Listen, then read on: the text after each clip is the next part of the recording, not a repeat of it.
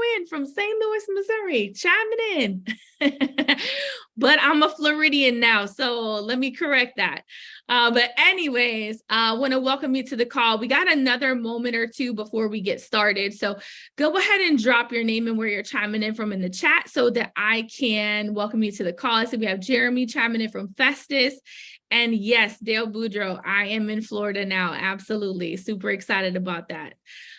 Forrest, welcome from St. Louis to the call tonight.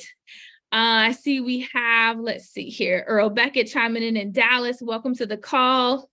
Carmen Lopez chiming in from St. Louis, Missouri. Hola, amiga. Welcome to the call tonight.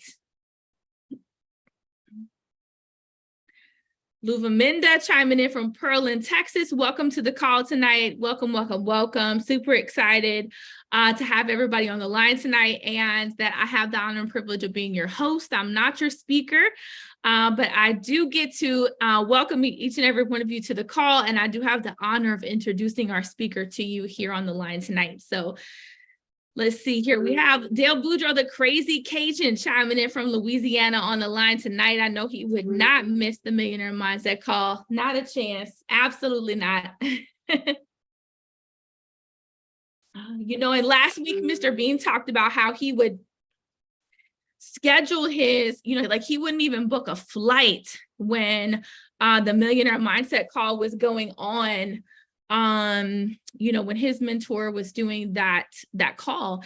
And I have to say personally that the same thing for me, like the only times I've missed a flight or missed a call was like if I would happen to have a flight delayed or something like that happened.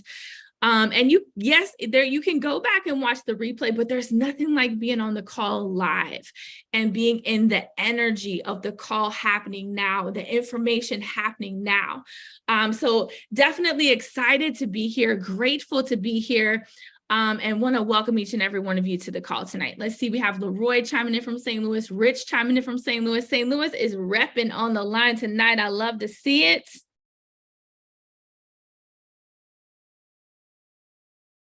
All right, so let's see here. Yes, Carla says not the same on the replay. Absolutely. Now, if you have to, like it's an emergency situation, you have to miss the call. Obviously, yes, definitely go back and watch the replay. But, you know I'm not the only person on the line here that definitely schedules their life, their things that they're doing around this time frame and around this call. I've actually been on vacation for my birthday and literally like still blocked out the time to be on this call because it's just that important to me.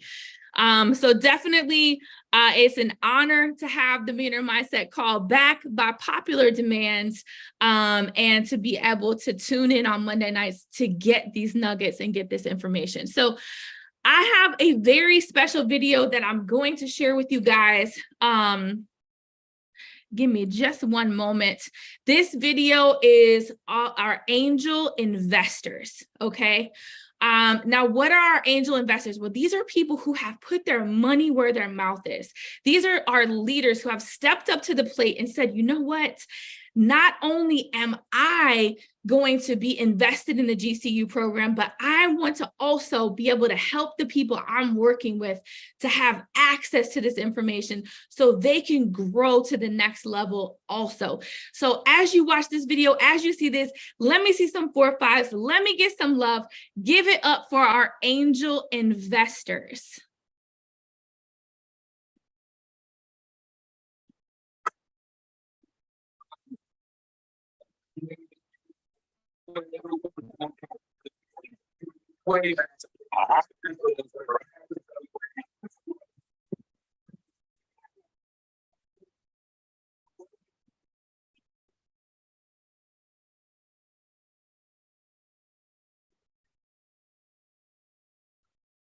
They lose, they lose, change you all over one day. You by the train through the brave you, raised up the fame too, still remain true to the game.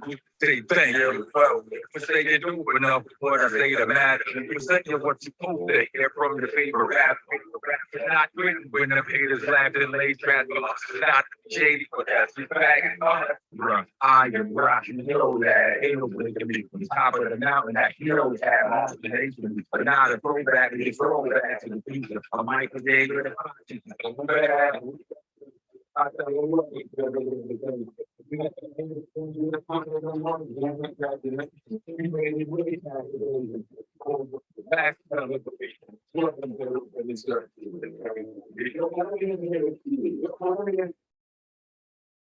All right, well, ladies and gentlemen, once again, give it up for our angel investors. Let's get some 4 5s in the chat. Let's get some love for them. And if you're not sure, if you're brand new to the family and you don't know what the GCU program is, you don't know what the angel investor program is, definitely get with the person who referred you to this call and find out, because you are missing out, okay? So without further ado, it's time for me to step out of the way of greatness. The gentleman I have the honor and privilege of introducing to you tonight, he has created millions of dollars investing. But more important than that, he created the business model that is filled with opportunities that have made millions of dollars for others. Everything from short to long-term investments, commodities, and master classes for wealth creation. One of the most current investments that he introduced to his investment club of over 3,000 investors produced $23 million in revenue in just 12 months. He himself turned a $10,000 investment into over $344,000 in that same 12-month time span. And he has a goal to help 10,000 families generate $5,000 per month in residual income within the business model that he has created. What I love most about this gentleman is he's the definition of integrity and character, and he's one of the only people that's ever been and done every single thing he ever committed to me that he would be or do. So please help me welcome to the line. Give it up. Let me get some 4 5s. Let me get some hearts. Let me get some love in the chat. Allow me to introduce to you the greatest of all time, the people's champ, Mr. Sam Bean. What's going on, Carla? How we doing? Absolutely super fantastic, sir. Thank you. You know, I guess I gotta get used to that, since I am the best to do it. Anyway, I appreciate you, darling. I appreciate you. Welcome everybody to tonight's Millionaire Mindset Call. And again, can you give Mrs. 𝐍𝐎𝐓 the incomparable 𝐍𝐎𝐓, or as they say in St. Louis, call it gun. Give us some 4 5s, guys. Show us some love for always serving the platform. Always making sure that you guys are welcome, making sure the transition is smooth as it can be. And she's also teaching by doing. So with that being said, this is what we do, guys. Monday, 9 p.m. Central Standard Time. This is where we come to bless you, right? And when you look at that word foresight, it has a lot of meaning behind it. It just means vision. And the book I read says the man without vision perishes. And it's not just physically, if you don't have vision, a lot can perish. Your relationships can perish, your finances can perish, your health can perish. Like I said, vision goes way beyond money. Okay. And so again, just want to make sure you guys understand that part. But the Foresight family, this is what we do. Know that you're rich before you do. This is where we come here every week to make sure that you guys are equipped for battle, because right now we're at war against poverty. And I want to make sure our people are equipped. And when you look at, our agenda, if you will, the reason why we're here, we have a nice little goal. And that goal is Project 10,000. And that's where we're looking, again, to put 10,000 families in a position where they can actually earn $5,000 a month on a residual recurring basis, right? And then when you look at the movement, obviously PRIDE is very, very important as an acronym. PRIDE, producing residual income in the down economy. And right now, guys, over the next 5 years, it's going to get worse for people who are not prepared. It's going to get worse for people who don't have that vision, who don't see what's coming, and who are not doing what's required to make sure that they're taking their serious steps to where their family and the people who they love can be protected economically. Okay, and so we're going to talk about some stuff today here that I'm excited about. I'm talking about goal setting on steroids. I see a lot of people got their pens, pads ready. I've been getting a lot of hits in the chat through the week, and people were telling me that they've been inviting people who are not even in our investment club to this training, so they can actually get a chance to tap into some of the wisdom and knowledge that's being put out, for the people who are tuning in. Okay? But before we do that, I definitely want to make sure that you guys know that, hey, look, I put a message in one of the groups about Lance Green. And again, I want to make sure you guys don't make the same mistake that I make. I'm human, and I allowed my contract to expire, even though I didn't lose my position in the tree, because obviously you get 72 hours to make sure you get it booted up and back in order. Again, I made a mistake, and I misread some things, and I had a misunderstanding to the point to where I was taking money out all day, every day. If I made money, I took it out, right? And so what I didn't do is I didn't leave the equivalent amount of the contract in the account so it can automatically renew.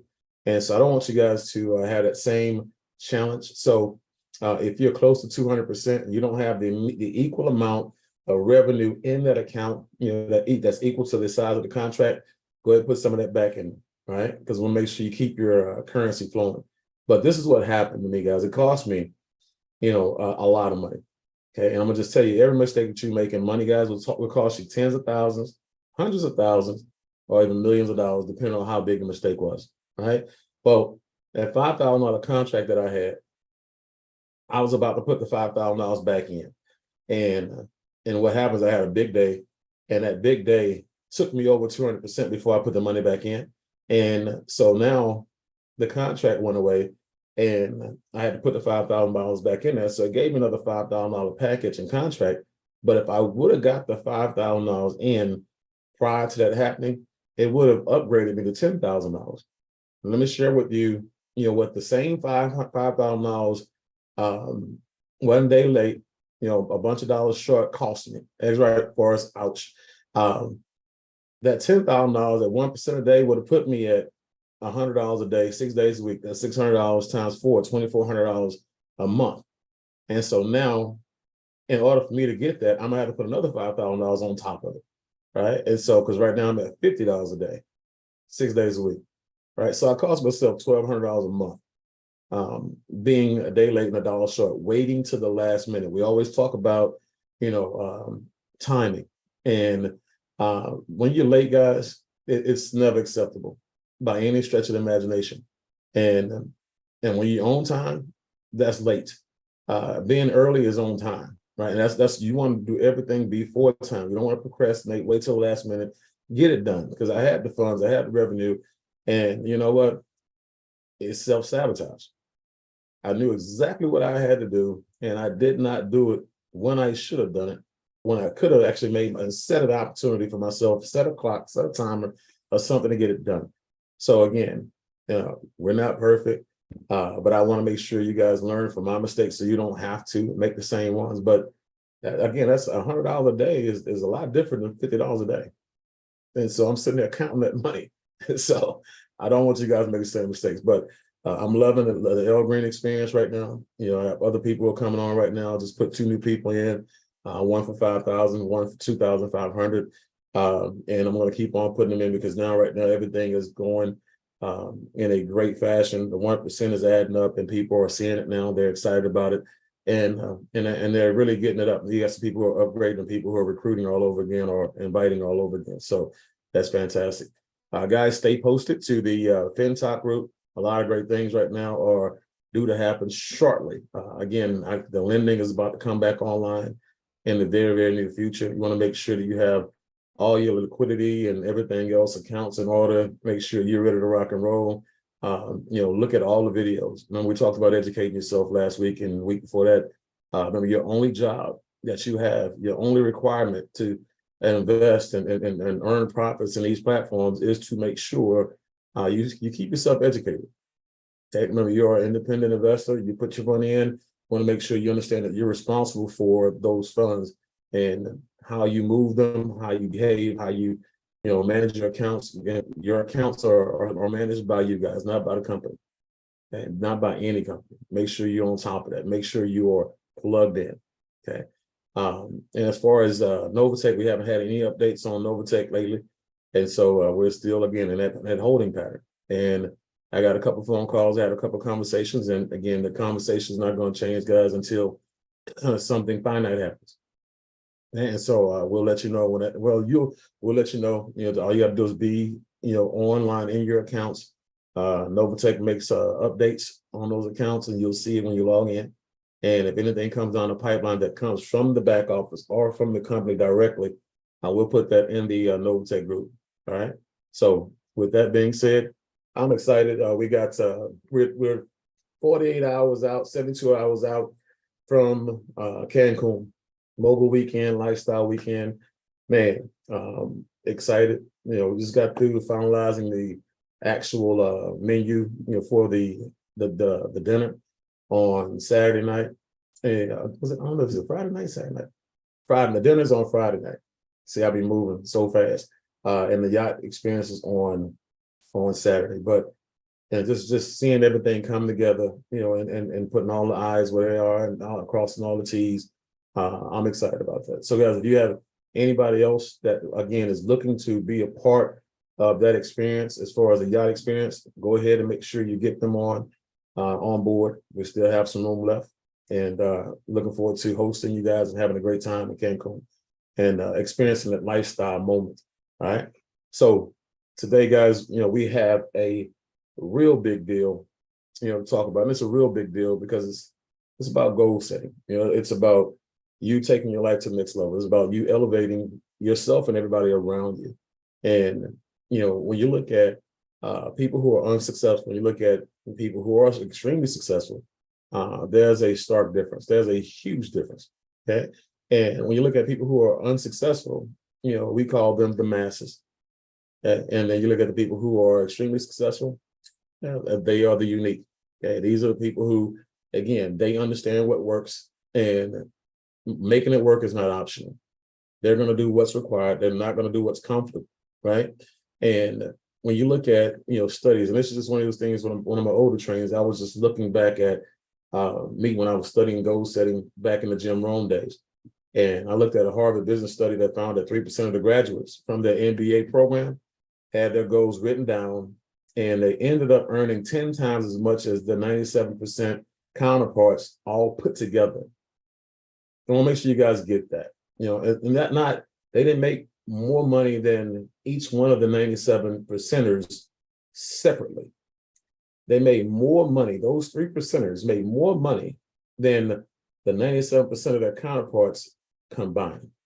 Okay. And you say, well, how is that even possible? Well, it's possible because remember, the 3%ers create jobs and opportunities for the 97% anyway. And how many of you who have a job feel like you get paid how much money you work? No hands, right? Look, Mom, no hands, right? Just, you don't. So if they're not paying you what you're worth, right? And they're employing people globally, and they're keeping all of the revenue, keeping all of the profits, right? That's how that's possible. That's how that's possible. So when you look at every industry, okay, people who have goals in every industry, there's always a 3% in each and every industry. When it was in network marketing, the 3%ers earned more money than everybody, all the other 97%ers combined, basically. They generated all the revenue. They still have residual income coming in. They still have people being recruited all around the world, and they have nothing to do with it, right? Doctors, attorneys, people who, so you have some doctors who, they go to work and they work on patients. You have some doctors who actually own practices, and they have multiple doctors within their practices. You have some people who are attorneys and they work pro bono for the court system, but you also have attorneys who actually have law firms, right? The 3%ers who have their name on the building, have their name on the, and then their name is in front of associates, right? And so you always have the 3%ers and the 97%ers. One of the biggest keys, that you can look to and you can point to is the fact that the 3%ers had goals that were clearly written out, and they actually had a plan to get them achieved, right? That's what set them aside. They had something that they can focus on, and we all know what you focus on expands. So prior to graduation, it was determined that 84% of the entire class had set no goals at all. So remember, those people didn't set any goals, so they lost by default, right? Basically, they lost based on programming. The people who they were raised by didn't set goals, obviously, because it wasn't something they were taught, something that was ingrained in their brain. It was just all natural. They said, hey, look, I'm not going to set any goals. And it wasn't even one of those things where they intentionally didn't set them. They just didn't set them, right? And so when you look at, this Harvard School of Studies, it says 13% of the class had set written goals, but had no concrete plans. So they had written goals out, right? But they didn't actually have a plan of action. They didn't have somebody who sat them down and say, hey, look, this is how we're going to get these goals accomplished, right? It's kind of like affirmations, right? If you have affirmations and you say what you're going to do, you scream it out to the universe, but you don't go out there and put no muscle behind it. Faith without works is dead, right? And so it's the same exact thing. You got to have a plan. You got to have some action behind it, right? And so when you look at the 3% of the class had both written goals and concrete plans. The results, well, you've likely somewhat guessed it. 10 years later, the 13% of the class had set written goals, but had not created plans. We're making twice as much money as 84% of the class that had set no goals at all. So the 13%, okay, these are people who actually had set written goals, but they didn't have a plan. They had goals, but they didn't have a plan. They made twice as much money as the 97% who didn't have goals at all. The 3% who had plans and goals written down, they made more money than everybody combined. So remember, it's always levels to this stuff, right? Always levels to this stuff. Always levels to this stuff. The higher you get up, to the top, you can go back and look behind that person, say that person had their stuff in order. That person had their stuff together. That person was on purpose. Okay. And so that's important. So what I'm gonna do is I'm gonna go through, some goals for you guys. I mean, the formula rather, my formula for setting and achieving goals. Okay. And again, when you look at number one, identify a significant goal. Number one is identify a significant goal, right? And we're talking about like your why or your definition of purpose, right? A significant goal. It should be so big that it makes you uncomfortable and it makes the people around you think that you're crazy, right? So you have a lot of other little things we'll talk about that you can accomplish along towards or heading into the big goal, the significant goal, the master goal, right? But this one I'm talking about, it's one of you ain't gonna hit it right away. You can't hit it right away. It's got to be hit by design, right? So if a person has a goal to say, I want to be a person who makes $100,000 a month, which is big for somebody. Or I want to make $1 million a month, which is big for somebody. Or I want to make $5 million a month. That's a big goal for somebody, right? Whatever your goal is, write that goal down. Identify a significant goal. What's going to keep you, a goal that's going to keep you inspired all the way through the process, okay? And so what is it that you would have regrets if you didn't get accomplished type of a goal? If you're sitting there on your deathbed, say, you know what, man, I sure hate I did not get this accomplished. Like for me, the ForeSight, like a nonprofit rather, the ForeSight Foundation will be something that I would have a deep regret if I did not get accomplished, before my demise. And it takes money for that. And I want to make sure that I don't have to wait for governmental assistance or anything like that to fund, my foundation. If you look at Bill Gates and all the rest of these other people, with Warren Buffett, they have the money to invest. They have a ton of money that they put out there. Okay, Bill Gates might put his Bill Gates might put his money on a lot of different things, but they all have foundations nonetheless, right? Oprah has a foundation. All these people have foundation. I need a foundation, and I need it funded by me. I'll take the grants and whatever, but that's my thing. What's your thing? Okay. Number two, write it down and make it plain. Be very, very specific and make it clear. Like I said, write it down, make it plain. Remember, Your brain identifies with your handwriting. Like you can type all this stuff down right now. Okay.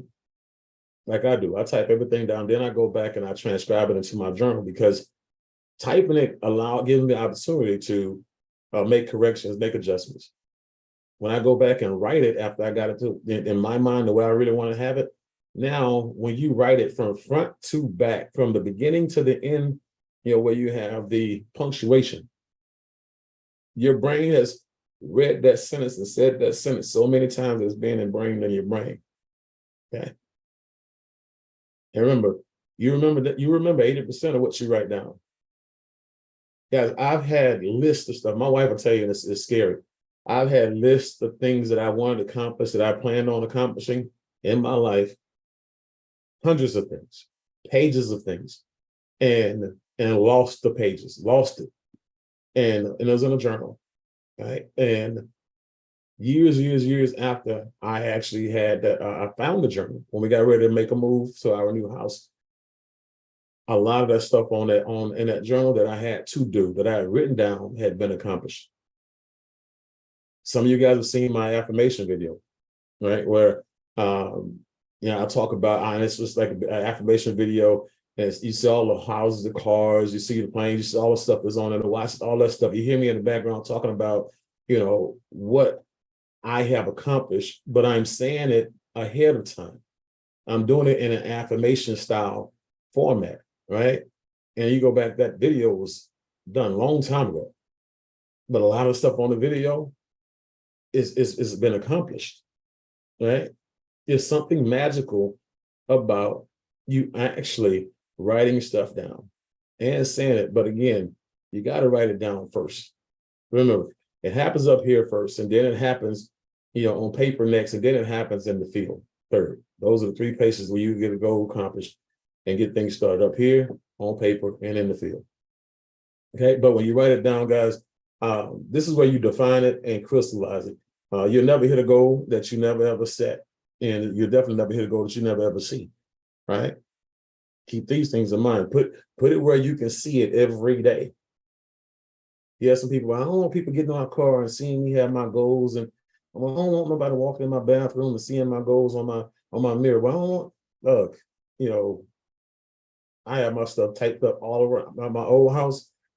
The delivery people saw it when they walked in, or when they put stuff at the door. I had it on my refrigerator. I had it in the bathroom, on the mirror. I had it in the shower, taped on outside of the glass shower door. And while I'm brushing my teeth, I'm saying my affirmations, right?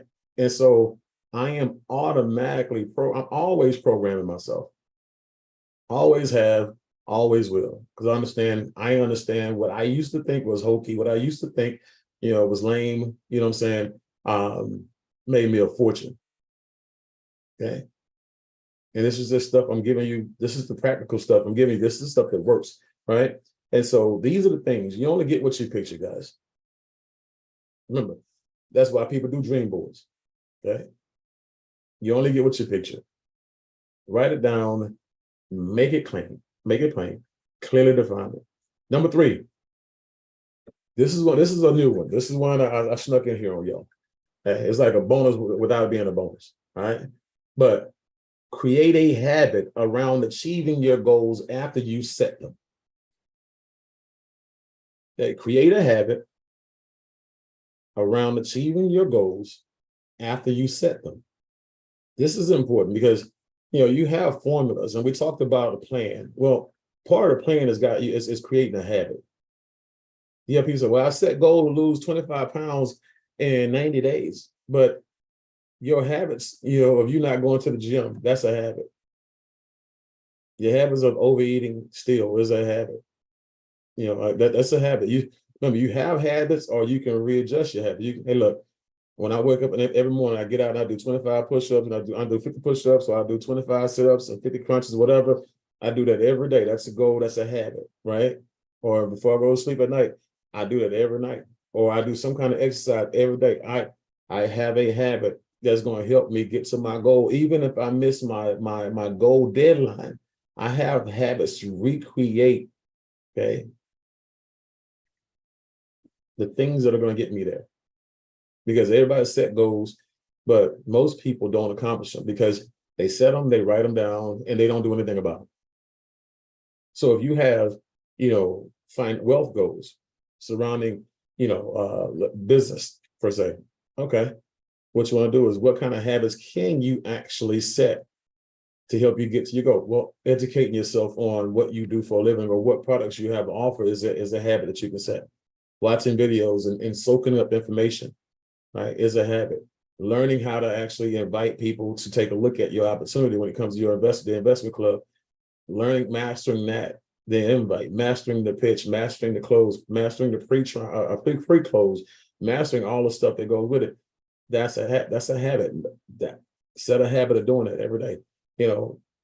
Master a habit of finding money, right? Just create habits around whatever, you have a goal to do. If you're in a relationship, master habits on staying married, master habit on getting married. Matter of fact, if you married, master habits of giving a daily compliment. Master set a reminder in your phone or to send your wife flowers once a month. Set a habit of, every once in a while, set a reminder, because this is not natural to you. So it's okay that you got Cliff Notes. It's okay that you got something hid in your drawer that you don't want your wife to see, but it says, hey, rub her feet on Monday night, rub her back on Wednesday night. You know what I'm saying? Cook for her on Sunday. You feel me, Smalls? I'm just saying, I don't, man, look, this is the stuff that,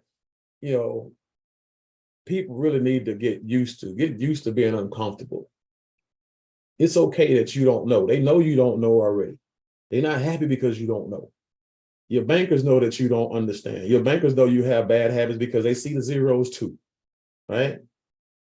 It's no secret, guys, that you have bad habits. No secret.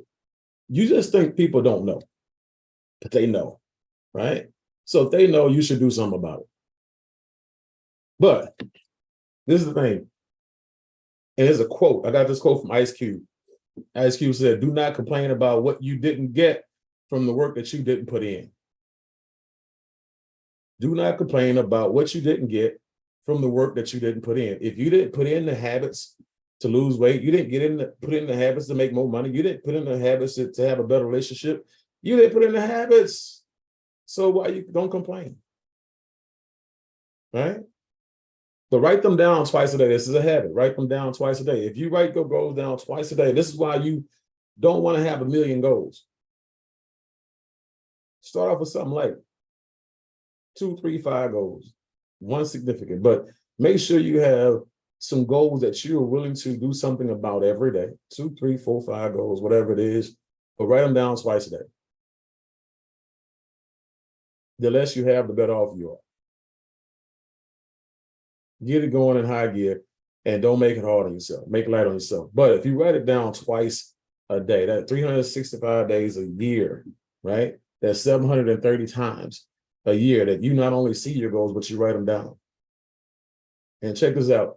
If I write my goals down once or twice a year, right? And you write yours down twice a day, I can't beat you. I can't catch you. I can't beat you. There's nothing I can do with you. You can whip me. You can pass me up if you're behind me because you're on purpose. Remember, when you write your goals down, guys, and you're looking at them, when you're looking at the paper talks to you. Okay? It'll tell you, you know what, Dr. Arlene, you didn't do anything to achieve me today. You know what up, Terica?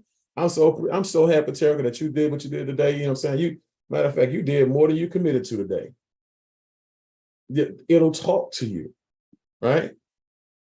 Which is good, because if you don't have goals they're written down, clearly defined goals, and with a plan and stuff like that, you reflect on what you did, what happens is you talk to yourself.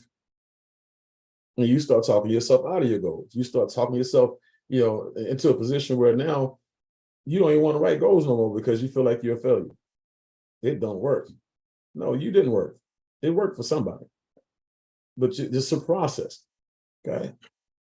Talk about the process in a minute, but what you focus on, again, when you write them down twice a day, talk about that. What you focus on, you will give life, and what you're focused on will expand. What you focus on will take residency in your brain and occupancy in your brain, and it'll live there.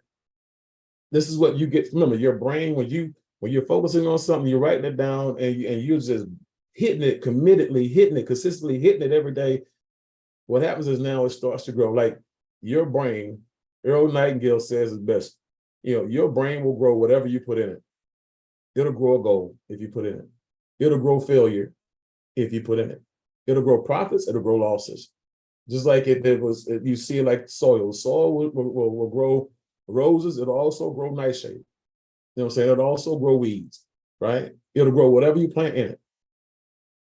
But again, not planting it is just as dangerous as planting the wrong thing. Okay? So let's make sure we understand that. But what you center consistent activity around has a high probability of manifesting. And I'll say that again. What you center consistent activity around has a high probability of manifesting. Okay. So what happens is when you set goals, what happens is stuff start happening to you, like people calling you lucky. People start making excuses for why they fail and why you win. Right?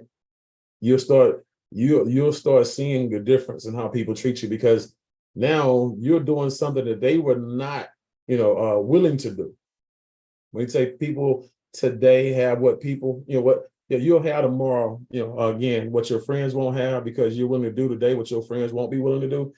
See, a lot of your friends won't be willing to set goals, which means that they won't be able to go around the world with you 2 years from now, 3 years from now, 5 years from now. Okay. It's a process. Okay. Put a date on it. Number 4, put a date on it. Deadline it. Put a date on it. Okay. Without a date, guys, it's a wish. Without a date, it's a hope. Okay. People don't put dates on it, guys, because they think, they don't think that they actually will hit it. That's what it is.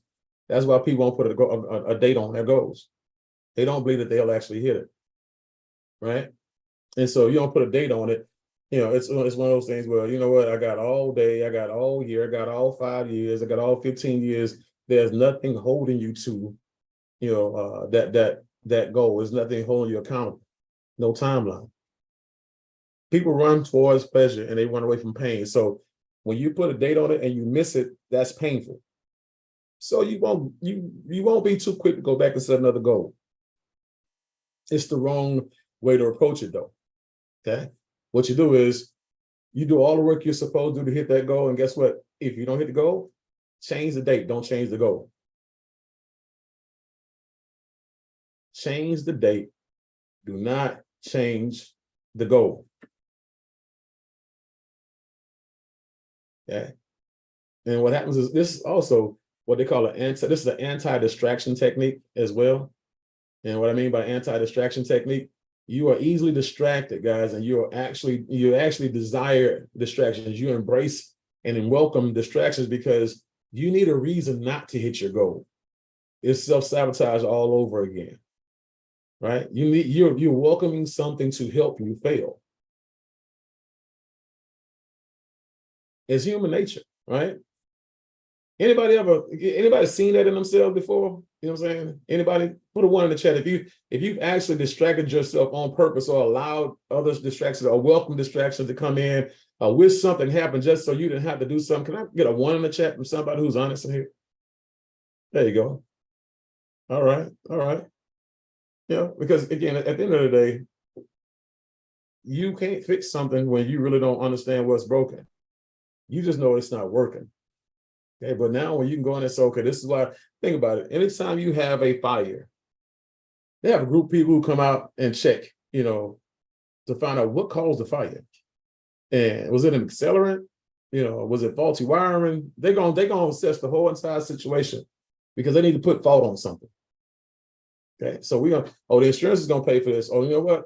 No, you're going to jail for that. It's whatever it is, they coming out to inspect it, right? So it's the same thing. It's the same exact thing, right? So reflection is very, very important, but not putting a date on it, guys, is like creating a soft pillow to fall on. That's all it is. Not putting it at you, just basically saying, you know what, I'm okay with failing. I just don't want to look bad when I do it.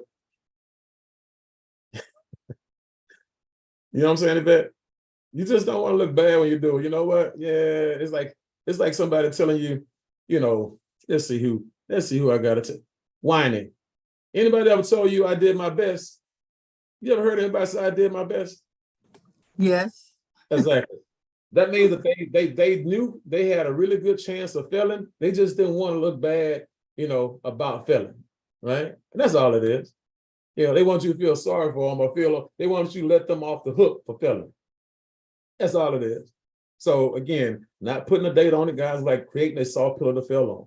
Number 5, list the obstacle that will stop you from hitting your goals. List the obstacle that will stop you from hitting your goal. Like I would, I'll be willing to say that everybody on this call has a vice of some type of vice of some sort, whether it be shopping, whether it be alcohol, whether it be a little marijuana, whether it be women, whether it be men. It don't. So everybody on here has got a little vice, right?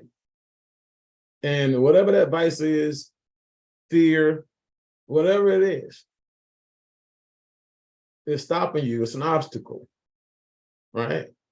And I'm just saying, a lot of you already know exactly what to do with that vice, exactly what to do with that obstacle, get rid of it.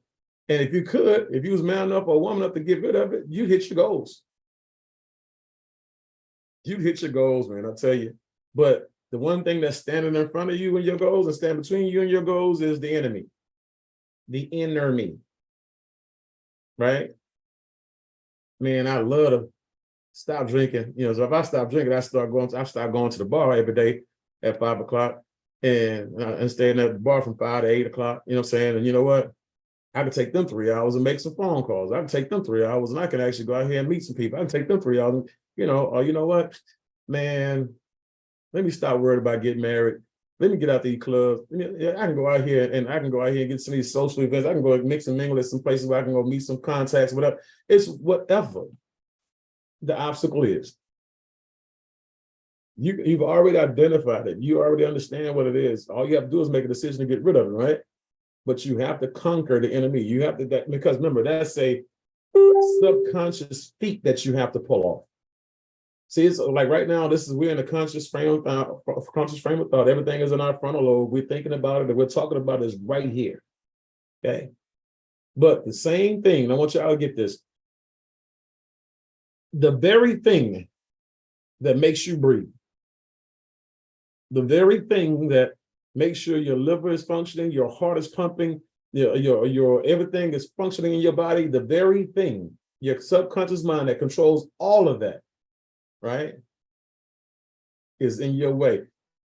That thing you got to reprogram. That's the thing that you have to attack, right? That's the thing that you got to go at with high intensity and purpose. You got to, because if you don't got them, I'm gonna just say you're gonna wake up tomorrow and you're gonna forget all about your goals. You're gonna wake up tomorrow, you're gonna forget all about the plan. You're gonna wake up tomorrow and your subconscious is gonna say, hey, I know we're supposed to start smoking cigarettes. We agreed on it, but go on, fire one. Right? You know what? I know we said we're gonna stop drinking. We did good for 3 weeks. Now we're in Cancun. They blowing the whistle. They got the ball. They said, put your head back. Yeah, it's just this one time. Right? And that's what happens. That's what starts to happen. You know, you're in that environment where you give because the subconscious don't need power to take over. It can do it if it wants to. But when you put yourself in environments, though, that become allies to your subconscious, your prior programming, right? The thing that's up against the inner me, right? That's when you have the biggest problems. There's one thing for you to attack the enemy, but it's a whole entirely different thing for you to give it power. Like, I don't even think about it. I'm like, this morning, woke up, bike, boom, on a bike, I'm riding. And I learned to stop looking at the mileage gauge on the bike. So I just ride, and I'm riding down different neighborhoods now so I don't get bored. All these different things when I ride, and I just that would make me go home early or make me stop or whatever it is. You know, I'm fighting those things in different ways. At night, shower, push-ups, curls, dumbbells by the bed, right? Something before I go to sleep. Get in the bed, breathing hard. You know what I'm saying? So it's like I'm doing something to fight my, to fight my subconscious, to fight the inner me. That's why I keep the weights by the bed.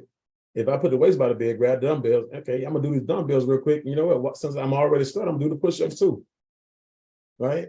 Micro habits. That's a whole nother training for a whole nother day. But when you got the obstacles, you say, what's the things I'm fighting right here? Your good job is an obstacle to your wealth, right? Your fear loss, fear period is an obstacle. Procrastination, laziness, fear, self-sabotage, complacency, lack of money, lack of time, lack of resources, TV, radio, news, social media, right? All of those things are distractions. Yeah, temptations are all temptations. Trust.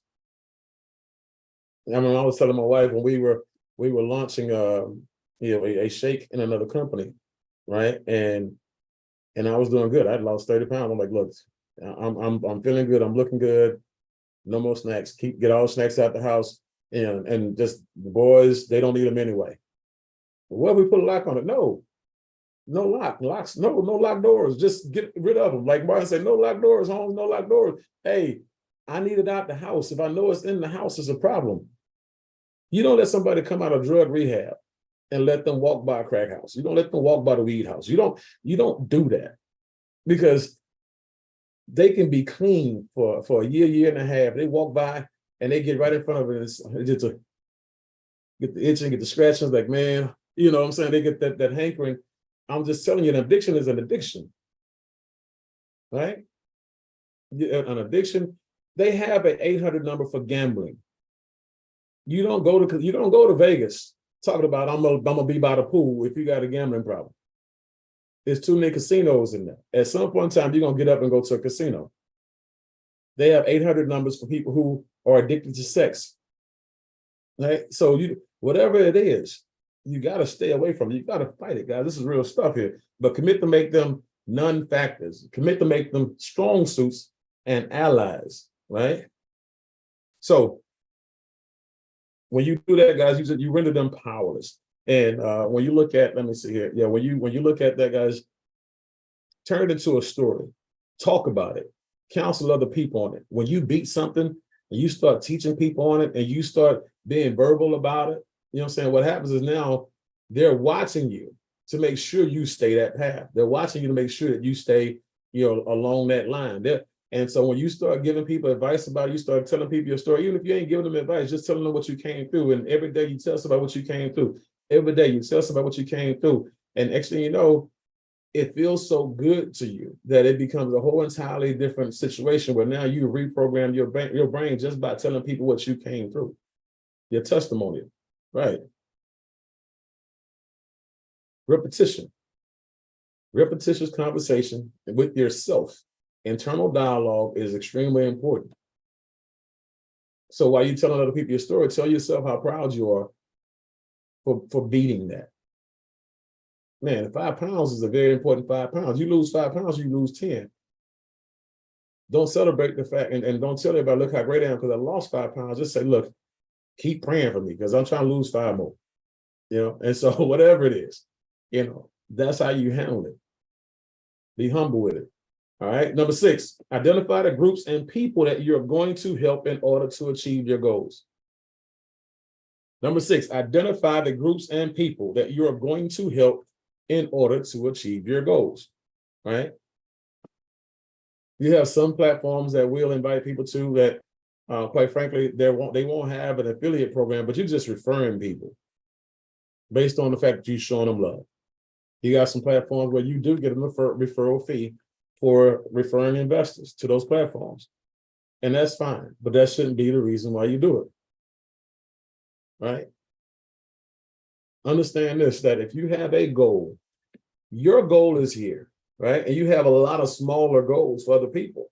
The more these smaller goals that you help people achieve, at some point in time, what happens is your actual accomplishments, your actual rich and wealth, and your the things that you achieve will be built off of the back of the successes that you actually help create for other people.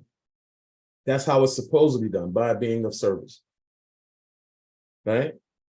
So when you're of service to people and you provide a service to society, society rewards you directly, indirectly, and continually. So the more and more you help people, the more and more people will refer people to you. The more and more you help people, the more and more people will continue to follow your advice and follow your word, right? And the more and more you help people, guess what? The more and more you learn, the better you become. So you're getting, again, the value directly and indirectly by being of service. Service to many leads the greatest, right? Read the book, The Servant Leader. The Servant Leader is a crucial book. Like I said, if you, because you have some selfish people out there. And I'm gonna just tell you, you're born selfish. Everybody is just, as a baby. The first word is not mama, it's not daddy, it's mine. That's the first words. It's mine. Yeah. Kids who take toys away from other kids, it's mine, even if it's the other kids' toys. Selfish. It's mine. How many times y'all seen somebody bring their kid over another kid's house and the kid just walk up to them and just take the toy, like debo them, like it's mine? Yep. Again, Tim put one in there already. That's how he beat me to it. But that's human nature though, right? So, but when you put other people first, and other people's families first, you will never be last, and your family will never be last. You'll never ever be left wanting, right? The measured people are the people who are the selfish people. The people who are left wanting, right? The people who have been weighed, these are the selfish people, right? And so those are people who you'll see, on the back end of life by themselves, because on the way up, while they were manipulating people and abusing their relationships and all the rest of this other stuff, what goes up can come down, right? And when you come down, the people who you're passing up are people who are on the way up that you dogged out, the people who you manipulated, the people who you used, right? The people who you did not serve, right? And they're looking at you, they just think, you know what? I'll pray for her. I'll pray for him, whatever, But it's always about service, guys. Leveraging your promises, guys, and personal accountability and responsibility, guys. This is important. Keep your word. This is one of the things where you helping people out. Also keep your word to yourself. Anytime you don't keep your word to somebody or to yourself, it registers a red mark on your self-esteem. And you got to know that. If you can't keep your word, you can't keep your promises, guys, that's a red mark to the people who trust you and to your self-esteem. Number 7, identify the people that are going to help you. Yeah.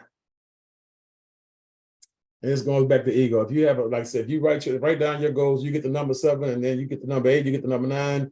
If I look at your paper and I don't see anybody on number 7, that means you have an ego, because you believe that you already know it all. Right? So I already know who's going to help me.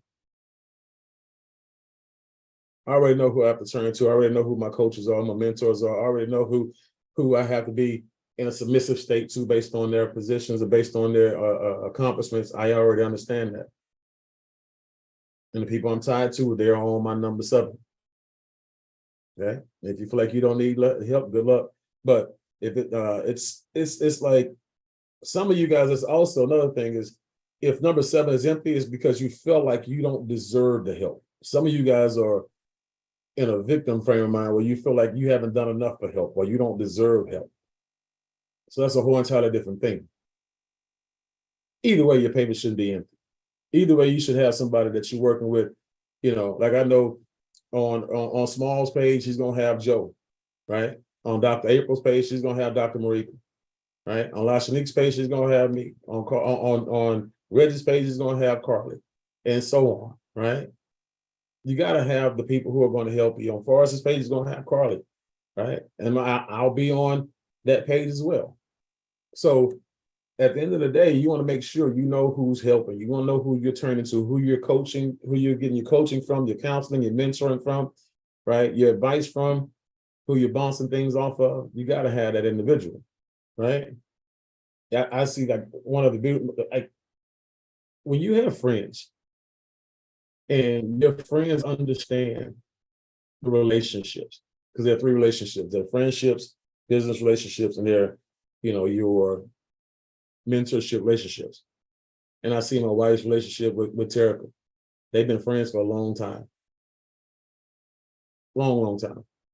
But I see, when it's lights, cameras, in action, I see Terica take the friendship hat off and she puts the business cap on or the mentorship cap on, depending on how they're moving and what it is that day. And, I just see how much she's learned and how impressed I am, because I call Terica for help, a lot, and so it's amazing. But just to see, her be able, because some people take that relationship for granted. Some people take that relationship and they manipulate their leaders, based on friendship and stuff like that. And that's never a good thing to do. But I appreciate the maturity, and the grown womanness of Terica and how she handles that relationship, right? And so, but that's important, guys. You gotta seek to earn mentorship on the highest level. I don't care who my sponsor is. I'm always going to work to and through my sponsor to get to the highest level. Okay, my sponsor is not my cap. Okay, your sponsor is not your cap. Your sponsor is not the end all be all. Your sponsor is the person that's going to help you get to the next level. And the next level is, hey, I've got you here. This is where I'm at. And so I can't get you any further than what I've gotten you. So now I have to pass you on, but I prepared you for coaching and mentorship, at this point. And they'll hand off. The handoff is like the baton. They're passing you on and they're passing you up, right? And so that's important. But that's also, remember, how you treat people. Like, you have people come in investment clubs and they have a lot of experience and they have a lot going on in their life and they've accomplished a whole lot. But what happens is that ego gets in the way. And this is the thing. So what you caught your sponsor and pass up your sponsor, and you don't have any respect for them because you passed them up. Let's just say, let's just say in one of the companies we had presidential VP and we had regular. Let's say you were a person who came in, you weren't even a VP, but you sponsored somebody who either got started at presidential level, $100,000, or they got beyond it, $100,000, they got to executive, whatever, you weren't there, but they passed you up. You were humble, they were egotistical in the situation. What happens is, and what they don't understand is, you have one more presidential in your group than they did. You have one more executive in your group than they did. And because you are they're in your group, you can catch them and pass them up at any point in time.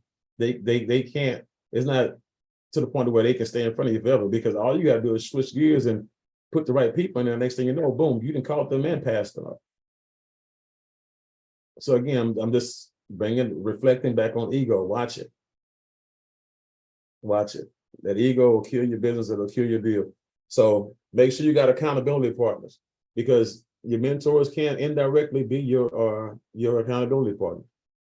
I used to send income accountability text messages every day, and they didn't ask for them. Like I said, I heard in one training 20 years ago, and I would send a text message of what I did to help somebody make income in my group. Hey, I did a presentation for this person. I did a presentation for that person. I did 4 or 5 3-ways over here. I did 4 or 5 3-ways over there. You know what? And I had 17 people at the event, or I had 3 people on the call, whatever it was. Those are income producing activities, IPA, text message. That's what I did, because I want them to know, hey, I'm working, I'm getting it, I'm grinding, I'm worthy of whatever mentorship, coaching, and access you can give me. Whatever favor you can send my way, because favor ain't fair. Right? Whatever favor you can send my way, my wife will tell you, I get to the airport with her without being pulled over in the airport because of her favor. So I know she wishes she can use my favor when she's driving and police pull over, because she always get tickets. I don't get tickets. Knock on wood.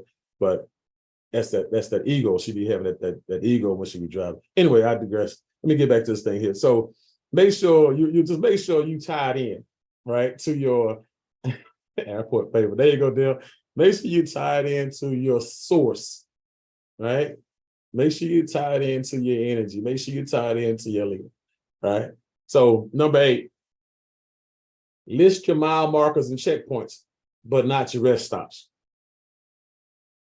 List your mile markers and checkpoints, but not your rest stops. This is what I'm talking about, the quick and short-term goals and mid-term goals, mid-range goals and long-term goals. This is what these are checkpoints and mile markers that you get a chance to say, you know what, man, this is working. Or man, you know what, I'm excited. I'm hitting goal by goal, because these little wins, okay, all these little actions, all these little accomplishments, you know what they are? Momentum. Momentum. Okay. So you see it all the time in football, basketball, whatever. You know, one team gets a stop, they behind. They put together a couple of runs, a couple of defensive stops, and all of a sudden, the momentum is now shifted. The energy is now shifted. And now all of a sudden you ride it to the victory, right? So when you look at these checkpoints, you look at these little mile markers, you know, it can be something that you purchase. Like I made enough money to buy me a blog punk pen or some, like me personally, I'm a flip flop guy. I was in Miami and I said, you know what? I deserve me some Burberry flip flops. So I bought 2 pairs. Bottle of cologne and some shorts. She oversold me on everything. She hit me up, but I deserved it. Right. And it's just like now when I look at my closet, I'm like, you know what I do for a living works. You know, when I look at Facebook and I look at my photos on my phone, I look at these vacations that I took, man, this investment deal that we're doing, this stuff works. You know, because remember, every time you see something that you purchase, every time you see, you look in your back office and you look at your this little investment thing works, right? These are mile markers, man. You know, I got to my first goal. I double up my contract. Oh man, this works, right? So it could be goals. It could be, you know, going to a football game, going to a basketball game, pamper sessions, massages, whatever. You know, these are little checkpoints. These little mile markers, right? Business goals, type of accomplishments, ranks, performance portfolios. How many people you want in your portfolio? You know. I want to enroll 5 new investors this month. I want to enroll 10 new investors for this quarter, you know, or whatever it is. Or I want to get 2 or 3 people to Cancun. Or I want to get 2 or 3 people to the next, you know, big event that we have. Whatever it is, these are goals. These are mile markers. These are checkpoints. These are mental notes that once accomplished, okay, they validate your process. They validate your journey. Because if you say, I got one goal, that's to make $5 million, and nothing else matters until then, that goal is so far away from you that you'll quit because it's so far away from you. You can't see the end in mind. You can't see it. It's too far away for you to see. Right? You know, I was looking at a video. One of my old mentors went out to Greg Norman's place, his land. I would say his ranch or his house, but it's land. And they're sitting out there on the back porch in Greg Norman's land, and they're looking. And he said, you see all that out there, you see all that, the tree line, the whole entire tree line. He said, yeah. He said, yeah. Greg said, all that's mine. He said, you see all that water behind the tree line? He said, all that water is way back there? He said, yeah. He said, all that's mine. He said, you see beyond the wall? Beyond the water, all way out there beyond the water. He said, no, he said, that's all right. All that's mine. Way out there. So far, you could even see what he was talking about, but it belonged to him. He couldn't see it, but it was out there. Right? And so your goals, like I said, guys, sometimes they're so far out that you can't see yourself hitting them. So if you don't have these little check marks, these little things where you can, you know what, man, I was able to make this donation. And I was able to help my sister. I was able to help my brother. I was able to help my niece. I was able to take my nephew school shopping, you know, which is coming around the corner. Whatever it is, you got to have these little things. How much, man, the 5 pounds of losing weight, you know, whatever it is, you got to have those goals, guys. You got to have those goals. Retire long-term, retire my spouse, buy a new house, have land, real estate, develop a real estate portfolio, develop a portfolio of nodes and licensing, right? New car, retire yourself, Retire team members. How many team members can you retire or want to retire? All right. How many different types of investments you want in your portfolio? How much revenue you want coming from each investment or total in your portfolio? Have those goals, have those mile markers, have those checkpoints. And I can guarantee you, the more of them you allow yourself to hit, the less likely you are to stop. Okay. Number 9, your plan of action. When we talked about having a clearly defined plan, your plan of action, right? Make sure you have a plan of action. Make sure you know exactly what you're supposed to do, but also make sure you get counseling. Because remember, it's almost impossible for you to give yourself a plan to get to a place that you've never been. Before GPS, if you've been to somebody's house, you can almost get back there, you know, without instructions because you've been there before. You might get close and like, you know what, let me make a phone call real quick because I'm missing a street, right? But you almost got back there, but you're missing a street because you just didn't remember every street. It's been a couple of months or a couple of years, but I do remember somewhat how to get there. If you've never been there, you don't remember nothing. So how can you give yourself directions to a house that you've never been to? The direction to a house that only thing you know about is the address. Without GPS, you can't get there. You need instructions. Get your plan from your plugged in senior partners, guys. This is the other thing. Commit to working the plan until it's done. Not till it's almost done. Commit to working the plan until it's done, period. See, we used to listen to the Strangest Secret by Earl Nightingale, right? Called the 30-30 Challenge. The Strangest Secret by Earl Nightingale. 30-30 Challenge was 30 days for 30 minutes a day. Morning, noon, or night, once a day, listen to Earl Nightingale for 30 days. And I'll just tell you right now, people who hit goals are people who, that made people stay on point. They'll probably listen to it right now in his head. He listened to it so much. But that's when I was in foreclosure and bankruptcy repossession. That's what I did. I listened to it multiple times a day. When I was riding around, I was listening to it. When I was walking around, I was listening to it. When I was in bankruptcy, repossession, and foreclosure, I was listening to Earl Nightingale every day. And it wasn't for 30 minutes. I needed to be distracted positively. When we talk about the negative distractions, give yourself a positive distraction.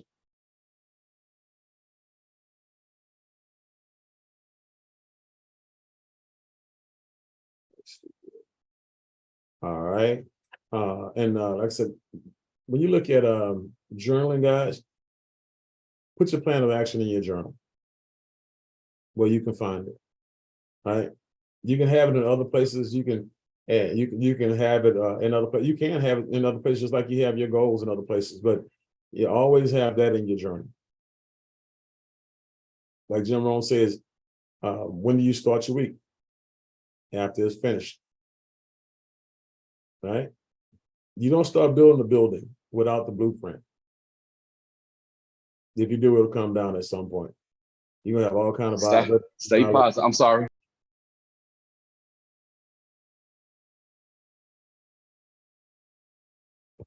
Okay.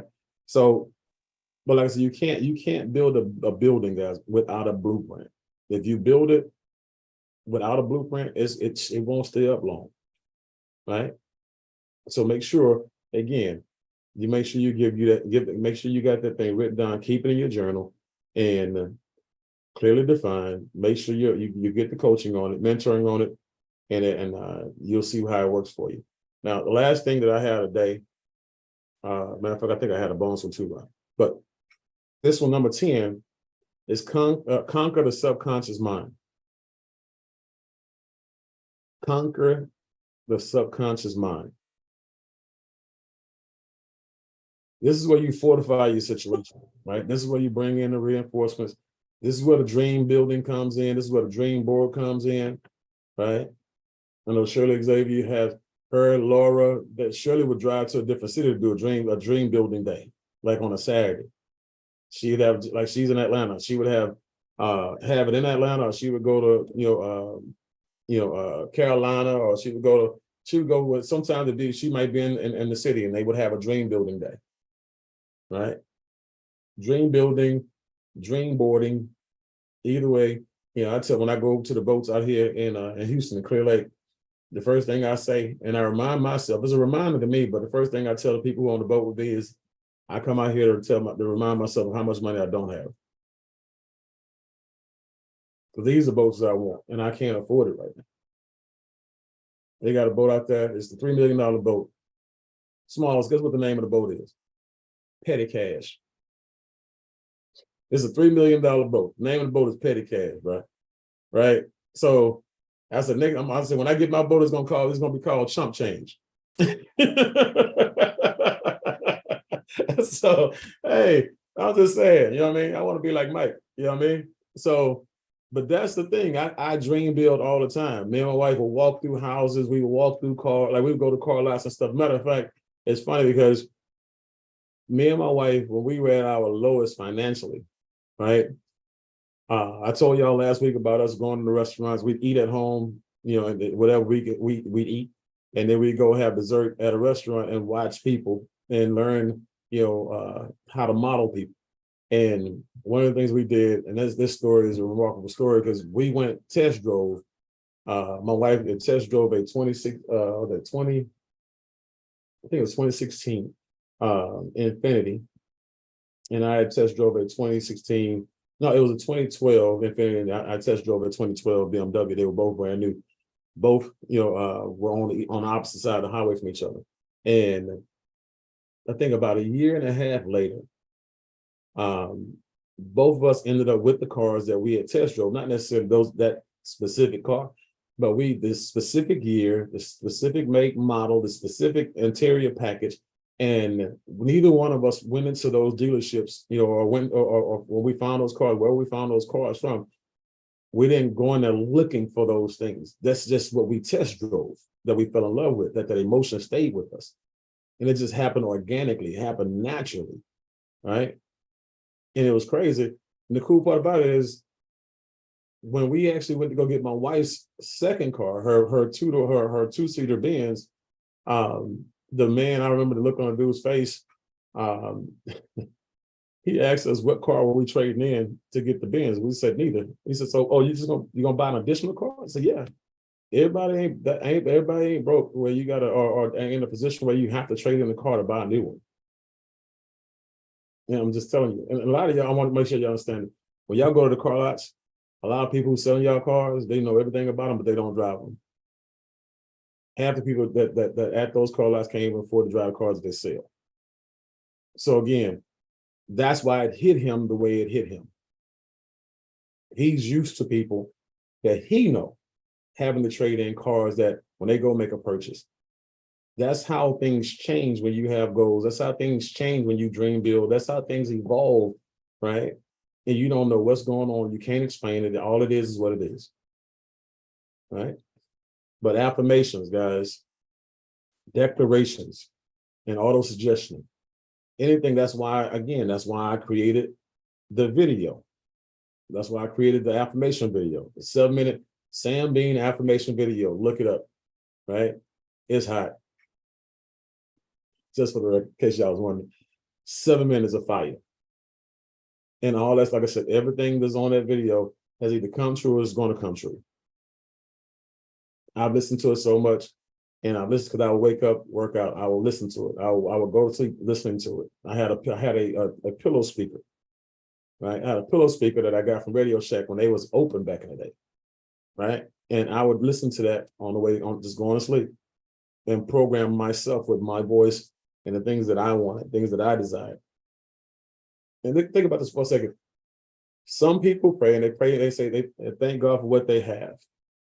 And then they ask God for what they want, or they ask their creator for what they want. And so when you pray, I suggest you pray, you change up how you pray. Pray with gratitude. And so whatever's on your list of things that you want to accomplish, things that you want to attain, or whatever skill set that you want to actually wake up with one day to attain those things, that's what you pray in receipt of. Like, When I pray, I say, thank you, God, for the ability to articulate, enunciate, and for years. Like right before I spoke. So I thank you, God, for allowing my wife to not have a job when she had a job. Thank you, God, for not allowing my wife to not have a job, her be fully retired, her being able to travel the world with X, Y, and Z person, her and all the things that I wanted her to do. I would pray that before I go to sleep, or just during the day period. But I would pray it in receipt of, like, thank you for doing that for us. And even though it hadn't happened in the physical. Yeah. So I'm putting it out there in the universe, but I'm also doing the work for it. I also have a plan to achieve it, right? I'm not just out here talking about it. We're putting the work in, right? So affirmations, declarations. Joel Osteen wrote a book, I Declare. I'm not here to promote his book, but I'm here to promote I'm the declaration part of it. Get the book, right? Affirmations, when said enough, guys, will keep your goals at the forefront of the conscious thoughts and dilute the negative programming. I got a question for you. How many times does a baby have to hear its name before it knows it's his name? Yeah, scratch your head. It's like, how many licks did it take to get to the center of a Tootsie Roll Pop? Hey, let's see, right? So a bunch, there you go. There you go, Dale. A bunch. Same thing. You call a dog by his name and you gave it that name, that dog ain't gonna come like that. It's gonna be a while, right? You gotta say, hey, Creed, over and over and over. Here, boy, Creed, here, boy. You gotta over and over and over and over again. It's done again for a reason. No one knows that as those numbers, right? It just registers at some point, right? So that's important. But your affirmations do affect your subconscious, right? And your attitude, your subconscious mind and your attitude. Want to make sure, let me see here.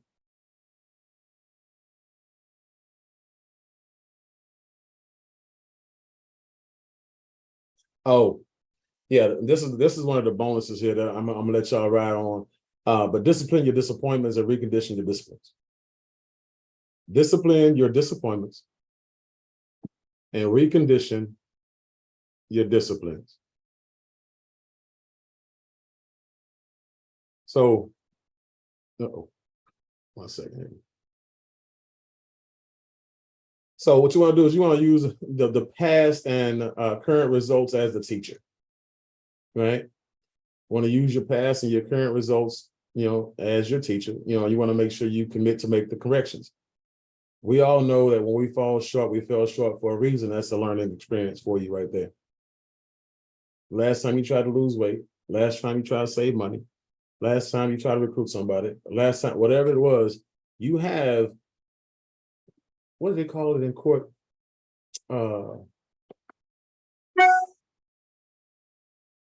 Well, basically it's past data. You have an example, you have a point of reference, which is what I was looking for. You have a point of alibi. Forrest, what you think this is?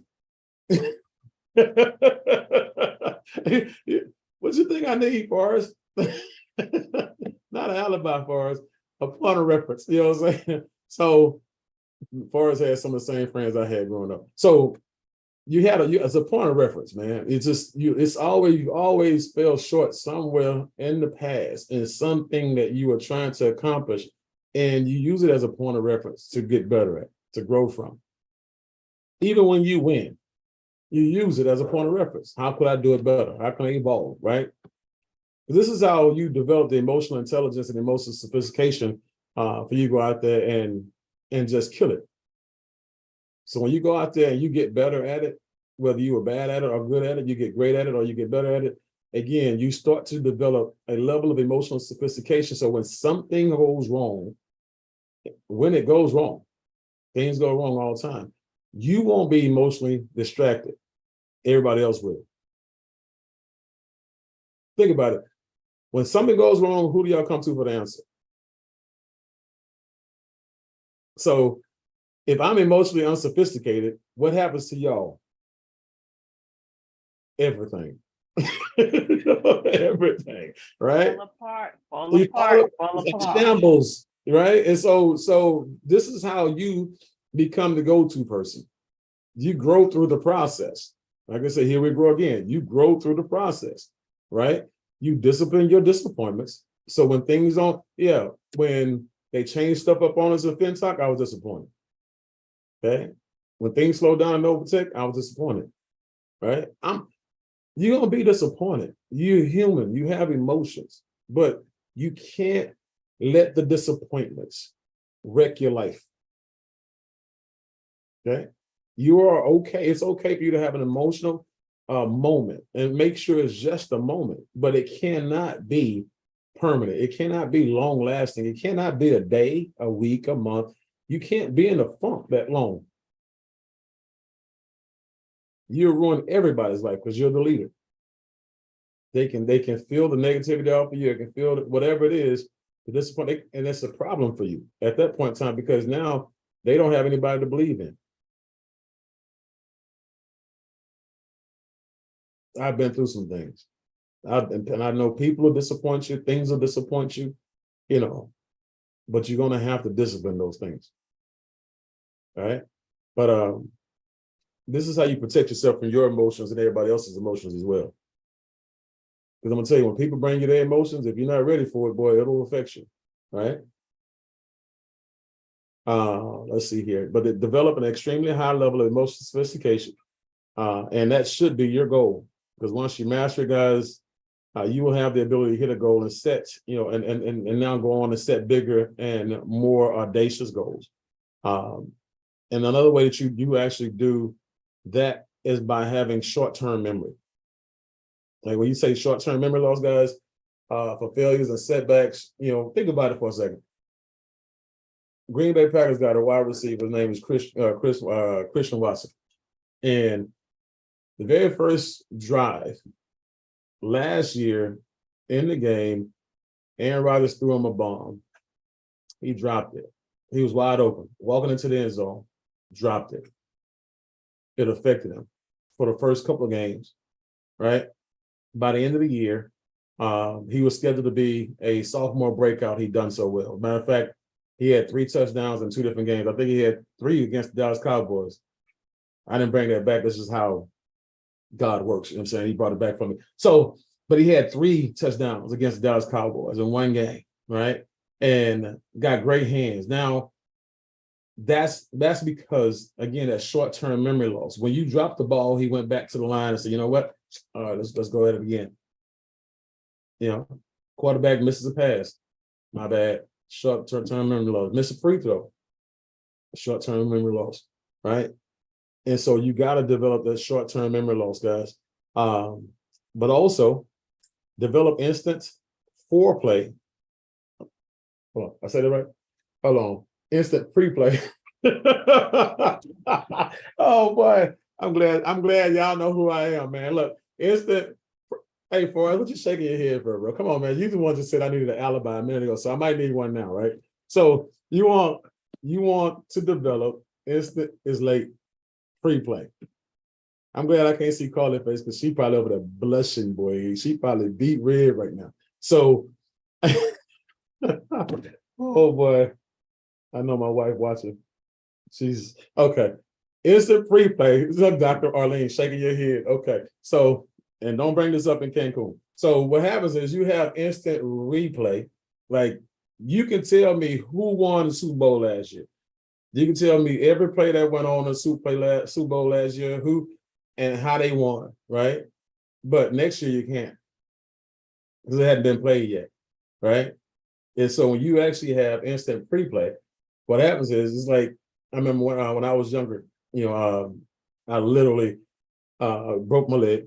And so when I broke my leg, I couldn't play basketball. And so one of my biggest challenges I had was the 3-point shot.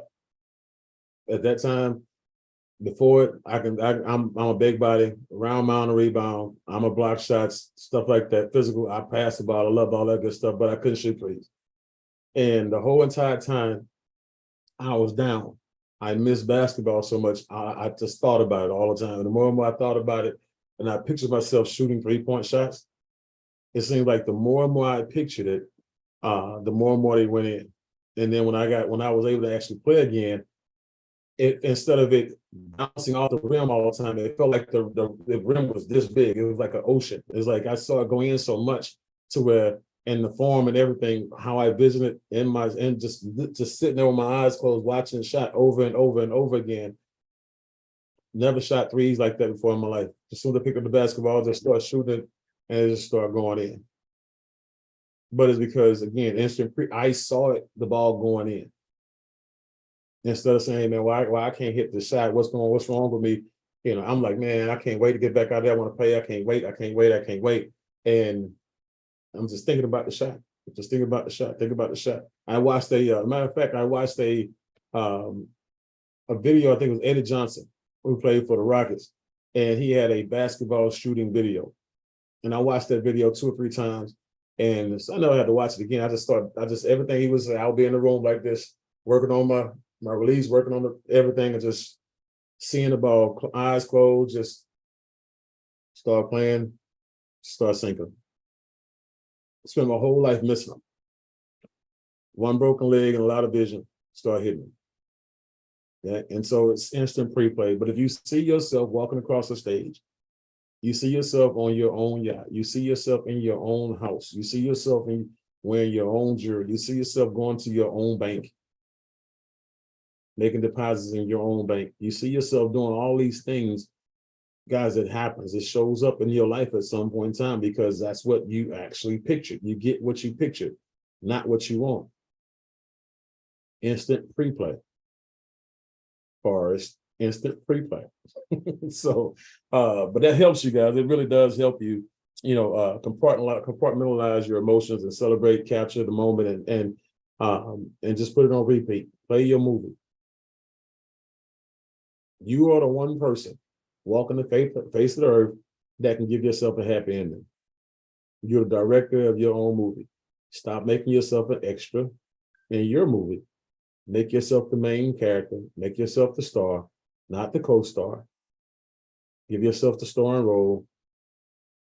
Okay. And what happens is you end up with the cars like James Bond. You end up with the hot chick like James Bond. Like y'all can tell I like James Bond, right? So, but you end up with everything that you ever wanted, and that's the thing, that's on you. And that's something that nobody else can do for you. So you picture it on a regular basis consistently and you get it. Okay. So with that, guys, I appreciate your time. Like I said, it was even with all the puns, it was fun. We had just the way that you guys, if you put this stuff to work and you really go forth, with this information and apply it, go back to how I started it. The 3%ers out-earned the 97%ers in totality. Right? Think about you now mastering your goals, mastering your dreams, and using this formula. And in 10 years, the 97%ers that were in companies with you, you're out earning all 97%. Because think about it, the 97%ers who don't have goals, a lot of them are going to quit, right? Remember, there's a lot of those 90%, because some people say, how the 97%ers, they earn. Some of those 97% of some of those 97%ers got fired, got laid off, got downsized, right-sized, or took minimum wage jobs because the jobs they went to college for wasn't available. It's a lot of reasons that happened to you because you didn't happen to you. If you wasn't on purpose, set goals, write them down, have a plan, you become a statistic. Okay? You become a statistic. You're welcome, Wayne. So with that, guys, love y'all. Again, next week, next Monday, unless there's a miracle, there will be no call because we should still be in Cancun. I'll be working on my tan and let my hair down. And but we'll definitely be thinking about y'all. For those of you who are coming, can't wait to see y'all. Those who are not, we'll send you some sand, some videos, and some postcards. Love y'all. Bye-bye. Recording